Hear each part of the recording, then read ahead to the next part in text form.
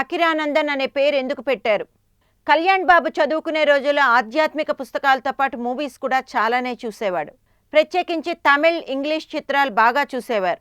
తమిళంలో అతని favourite director Mani Ratnam. Mani Ratnam తీసిన మౌనరాగం, గీతాంజలి అంటే కళ్యాణ్ బాబుకి ప్రత్యేకమైన అభిమానం. ఒకరోజు ఎక్కడో ఒక న్యూస్ పేపర్ ఇంటర్వ్యూలో మణిరత్నం తన ఫేవరెట్ డైరెక్టర్ అకిరా కురోసావా, ఆయన ప్రభావం తన మీద చాలా ఉందని చెప్పారట. ఇది చూసి ఆశ్చర్యపోయిన కళ్యాణ్ బాబు, నేను మణిరత్నం ఫ్యాన్ని, మణిరత్నం అకిరా కురోసావా అనే ఒక జపనీస్ డైరెక్టర్కి ఫ్యానా అని షాక్ అయ్యాడట. వెంటనే మణిరత్నం అంతటి డైరెక్టర్ అభిమానించే ఈ అకిరా కురోసావా ఎవరు, అతని చిత్రాలు ఏమిటి అని ఆరా తీసి కురోసావా తీసిన చిత్రాలు డివిడీలు తెచ్చుకుని చూశాడట. కురోసావా తీసిన రోషమోన్, 7 సమురాయ్ మూవీలు చూసి స్టన్ అయిన కళ్యాణ్, ఫిలిం డైరెక్టర్ అంటే ఇతనే అని అకిరా కురోసావాకు ఆరాధించడం మొదలుపెట్టాడు. తాను కరాటే, కిక్ బాక్సింగ్ నేర్చుకున్నప్పుడు సామురాయ్ స్టోరీలు వినడమే కానీ కురోసావా మూవీస్లో సామురాయ్ ఫైటింగ్లు చూసి తెగ ఇన్స్పైర్ అయ్యి తన చిత్రాల్లో అలాంటి స్టంట్స్ పెట్టడం మొదలుపెట్టాడు కూడా.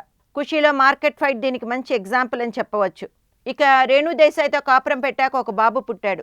ఇదే అదను అనుకున్నాడో ఏమో. తాను ఎన్నో ఏళ్లుగా ఎంతగానో ఆరాధించే తన ఫేవరెట్ డైరెక్టర్ అకిరా కురోసావా మణిరత్నములకు అంకితం ఇస్తూ తన కొడుకు అకిరానందన్ అని పేరు పెట్టాడు.